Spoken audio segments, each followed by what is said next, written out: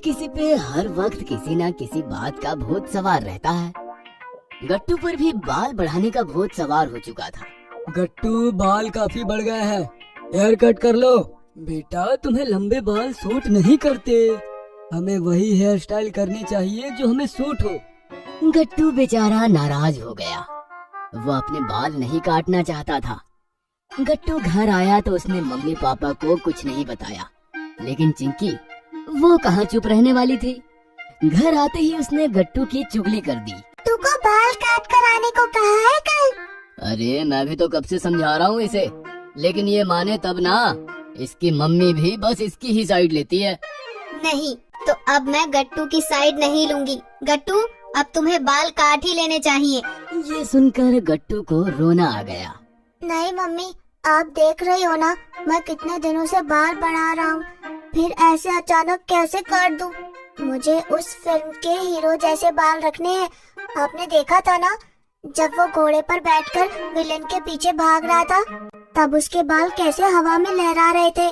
बेटा, वो फिल्म है। रील और रियल की दुनिया में बहुत फर्क होता है। बढ़े हुए बाल स्कूल और सोसाइटी में अच्छा इम्पैक्ट नहीं देते हैं। हमें डिसेंट हेयर स्टाइल रखनी चाहिए जो हमारी पर्सनालिटी को सूट करे। पापा शाम को गट्टू को लेकर एक सैलून में आए। गट्टू का वहाँ बिल्कुल भी मन नहीं लग रहा था। वो अपने बालों को पकड़कर एक कोने में दुखी बैठा था। उसके लंबे बाल किसी भी समय उससे कटकर अलग होने वाले थे। तभी काफी बूढ़ा दिखने वाला बार्बर गट्टू के पास आकर बोला, चलो बेटा, हेयर कट करना है ना। बार्बर को देखकर गट्टू और ज्यादा दुखी हो गया। उसे लगा कि इस बार्बर की उम्र काफी ज्यादा है, फिर वो गट्टू के फीलिंग्स को कैसे समझेगा। वह तो किसी पुरानी स्टाइल में उसके बाल काट देगा और फिर सब उसका मजाक बनाएंगे। लेकिन वो बार्बर काफी कूल और स्मार्ट था। वाह, तुम्हारे बालों का टेक्सचर काफी अच्छा है। तुम्हारे बाल भी लंबे हैं। लंबे बालों का फायदा ये है कि मैं उन्हें अच्छा सा शेप देकर अच्छा सा हेयर स्टाइल तुम्हें दे सकता हूँ, जो तुम पर सूट भी करेगा और सबको इम्प्रेस भी करेगा। ये सुनकर गट्टू अंदर से काफी खुश हो गया। फिर बार्बर ने कैंची चलाई और गट्टू के बाल नीचे गिरने लगे और देखते देखते एक बढ़िया सा हेयर कट गट्टू को मिल गया। अपना नया लुक मिरर में देखकर गट्टू बहुत खुश था। वाह, ये हेयर कट तो उन लंबे बालों से भी अच्छा है। Thanks uncle. मुझे लगा था आप मुझे कोई पुराना वाला हेयर कट दे दोगे, लेकिन आपने मुझे काफी यूनिक हेयर कट दिया है। इस हेयर कट का नाम क्या है?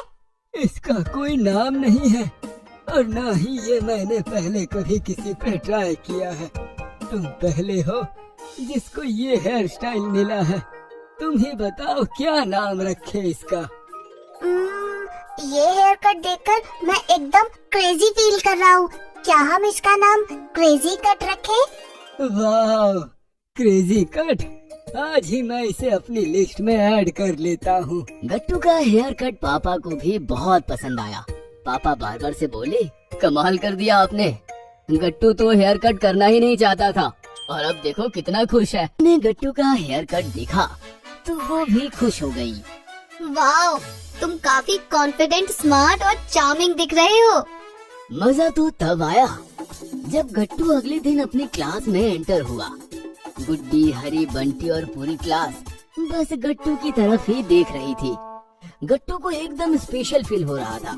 वाह गट्टू, नाइस हेयर स्टाइल। थैंक्स यार। गट्टू, क्या नाम है इस कट का? Crazy cut. वाह गट्टू, ये हेयर स्टाइल तुम्हें बहुत सूट कर रही है। बाल अभी भी थोड़े लंबे हैं, लेकिन ये तुम पर सूट हो रहे हैं। ये सुनकर तो गट्टू बहुत खुश हुआ। वो अपनी नई हेयर स्टाइल से काफी खुश था। लेकिन बेचारा बंटी गट्टू का हेयर स्टाइल और उसकी हो रही तारीफ देखकर अंदर से काफी बेचैन हो रहा था। दोपहर की छुट्टी में उसने गट्टू से पूछा, गट्टू, मुझे तुम्हारे बार्बर का एड्रेस बताओ। मुझे भी सेम तुम्हारे जैसा हेयर स्टाइल करना है। बिल्कुल मत करो, मेरे बार्बर ने कहा है हमें वही स्टाइल रखना चाहिए जो हम पर सूट करे।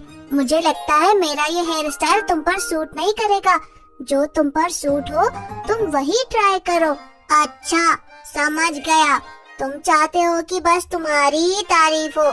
मैं तुम्हारे जैसा हेयर कट करूँगा तो तुम्हारी वैल्यू कम हो जाएगी, इसीलिए इतना ड्रामा कर रहे हो ना तुम।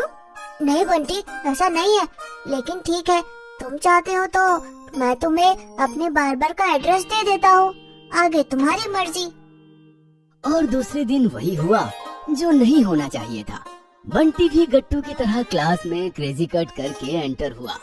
जैसे ही वो क्लास में आया, सब उसकी तरफ ही देखते रहे और फिर एकदम से हंसने लगे, क्योंकि वो हेयर स्टाइल बंटी पर बिल्कुल फुलिश लग रहा था। बंटी, ये क्या करके आ गया?